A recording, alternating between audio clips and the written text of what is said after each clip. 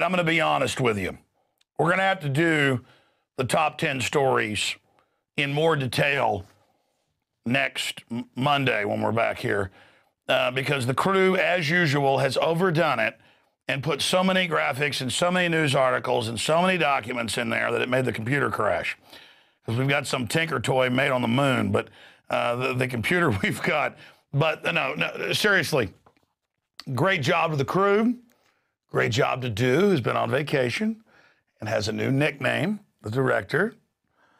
All right, it's INFOWARS Nightly News, screwing around a bit. It is the final transmission. I might do a few YouTube rants or something over the weekend, but it is the final transmission of 2011. What an incredibly eventful year. And no, I'm not going to cover tonight MSNBC demonizing myself and Ron Paul last night, or the fact that our operation has been in more than 500 mainstream, that means zombie-controlling, prostitute, New World Order, dinosaur, whore media in the last 2 weeks, and that we're absolutely devastating the globalists. I'm not going to get into that today, though I just did in a way. I'm not going to cover as our top 10 stories, even though in many newspapers, the Charlie Sheen story that broke on my show earlier in the year inadvertently is one of the top entertainment stories, if not the #1 entertainment stories of the year. We're not going to get into all of that because that's not what we do here. We're about the hardcore intel, the analysis. We're obsessed with reality. And so we do have these top 10 points. And you can argue what story is more important or what story is less important. Quite frankly, I think the buildup to Iran and a huge war that runs from bad to worse, and Ray McGovern, former top CIA analyst, is going to be joining us via video Skype here in a few minutes to break that down. You can debate whether Fukushima is a bigger story or whether the buildup to war with Iran is a bigger story. But Iran hasn't happened yet, so I think it does deserve to be basically where it is on our top 10 list here. But you can certainly debate the placement of these bad boys. So let me go ahead and just start with number 10, building towards the most important story of the year here at INFOWARS at Nightly News. By the way, we've been doing the show now, what, 4 or 5 months? September 1st was our launch, and we are about to go into the 2nd year of the transmission here at INFOWARS Nightly News. You can see the logo there. It may turn into Megatron any minute. All right. You want to hear a Starscream imitation? Or I did one of those on the radio today. Megatron, I will be the leader. All right. Continuing here. All right. It's the end of the year. We're plunging into nightmarish 2012. It's gallows humor. You're publicly educated like I was. You may not know what gallows humor is if you're a new viewer out there, not one of our savvy subscribers, but you're about to be hung. The other guys are lined up being hung in front of you. A lot of people are known to not break down and cry and beg for mommy. You make a smart-ass joke. That's kind of what we're doing here. Okay, I apologize. I'm going to stop right there. See, something happens like a time warp. I'm in a hurry to get out of here. My wife's going out with her friends tonight. I'm going to babysit, and I'm already supposed to be home. But it doesn't matter. I'm just going to go ahead and do like a 2-hour show here. And her and her friends can all wait at the house. These are called lame attempts at humor. She's going to love that part of the broadcast tonight. All right. I'll be home after New Year's, honey. You can go out the day after. Oh, boy. All right. Number 10, Occupy movement. Fed Reserve Occupy movement was our event to basically counter the George Soros attempt to take control of any protest against what corrupt elements of Wall Street are doing. They wanted to make it about a wealth transference issue instead of debating how the big mega banks are shutting down the free market and using government to create crony capitalist monopolies and basically shut down their competition. We're all for people creating a widget or a book or a new musical instrument making $1 billion. That's what makes the world go round. And that's what honors individual creativity. But this idea that our problems have been caused because of the free market and private property, no, we're getting away from the free market and private property and the Bill of Rights and Constitution. That's the oxygen being sucked out of the room. So number 10 is the establishment knowing that revolution was coming, that revolution was calling, as the Queen's Reich song says, revolution calling, revolution calling. They knew that that was happening, so they tried to basically trigger it preemptively, like Red Adair blowing up a oil well on fire with a stick of dynamite. But it didn't work, so now they're trying to clean that experiment off the street. Al Gore, of course, called for their own Arab Spring here in America, and it failed. That's their attempt to steer public anger into giving the globalists more power, and it failed. Doesn't mean the individual Occupy people are bad, but the overall control and the spin and what the dinosaur whore media labeled it as, that is a fraud.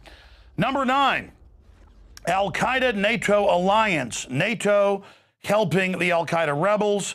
Rebels are Al-Qaeda-led, and now they're exporting it on to Syria. We reported with Webster Tarpley and other valiant investigative journalists while it was under bombardment, 2 months into the 6-month peace bomb attack, the birth of the peace bomb. This is not a military action. We're just bombing all your cities. That the Arab fighters brought in out of Saudi Arabia, Iraq, Afghanistan. Well, that's Central Asian folks, not really Arab. But the point is, they're in Afghanistan with the Arab fighters. Were slaughtering black people all over Libya because it was known that they tended to side with Gaddafi. And since then, the BBC and many others have admitted, okay, they've probably killed 40,000 black people. But you know what? It's liberal because Obama did it and NATO did it. So hacking up black folks with machetes and shooting little kids in the head, that's liberal. Now, if you had tens of thousands of newsletters and 9 lines of, semi kind of right-wing bigoted statements, well, then you can't be elected president like Ron Paul. But if you're who actually fought against hacking up black people with machetes because he's racist. So there you go. That's all been proven accurate there now that our reporters first told us here on this show from Syria. But hey, being right's a bad thing in the modern age of insanity. What did George Orwell say? In a world of universal deceit, telling the truth is a revolutionary act. Moving on along from Al-Qaeda, who's always worked for the big banks and the CIA, let's go to number 8. Ron Paul surging in not just Iowa to number 1, but in other states, despite the out-of-control attacks that I already mentioned. And one reason the system is so scared of Ron Paul is in major national polls, he is the number 1 Republican amongst, quote, minorities, blacks, Hispanics, Asians, and others. And so that's why the system is going after him, because they need the Republicans and Democrats to continue this whole racial divide and conquer where they play everybody off against each other while offshore banks rob the living daylights out of us through their control of the taxation system that's paid to them in banker bailouts. The Democratic Party, the Republican Party, Mitt Romney has said it's his mission to defeat Ron Paul. I thought he was somebody that couldn't win. I thought he was somebody you ignored and gave 89 seconds in the CBS debate. But now the American people want Ron Paul, so they're saying, well, you're kooks, you're dangerous. They're saying his supporters are cult members. So the corrupt establishment is saying we're cult members because we want Ron Paul, because the majority wants Ron Paul. And so now they're trying to say, well, if you let him win the Iowa caucuses, it discredits the caucus system. So now our electoral process is discredited if we elect Ron Paul. And it's those trying to discredit the electoral process who are then blaming those of us who haven't discredited it for what's happened. They say it will discredit it, the governor of Iowa and others, when they're the ones trying to discredit it. Amazing. But now the Republican leadership has said because of hacker threats, they'll have to count the caucus ballots. It's known he would win because it's the only fair vote in the country where it's hands being raised in each precinct and written down, and then you just tally them publicly in the state. But now that will be secretive, the Republicans have said, and it will be sent to a secret location, and no one is allowed to see it to keep us safe from hackers, a.k.a. boogeymen, a.k.a. Al-Qaeda. So clearly they're getting ready to try to steal Iowa because they know he's turbo surging and it's just more fraud. So some would say, well, then why do we even try? Because by resisting, we educate people. By resisting, we show the fraud.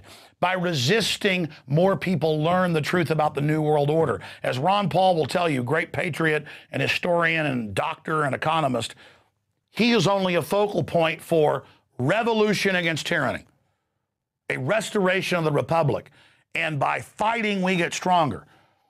You know, the first time I went and lifted weights, I couldn't bench press 340 pounds. But after 5, 6 years of lifting weights, I could do it. The first time I tried to jog, I could only run a mile. You know, now I can run 8 miles, even though I'm a lard butt, as people well know. It takes a process of working out mentally, physically, spiritually on any issue. Playing an instrument, you pick up a guitar the first time or a piano. You can't play it, but you learn to play Mary Had a Little Lamb. Next, you're playing Strauss, Beethoven, and other classics. Okay, continuing away from Ron Paul, I didn't cover all the points.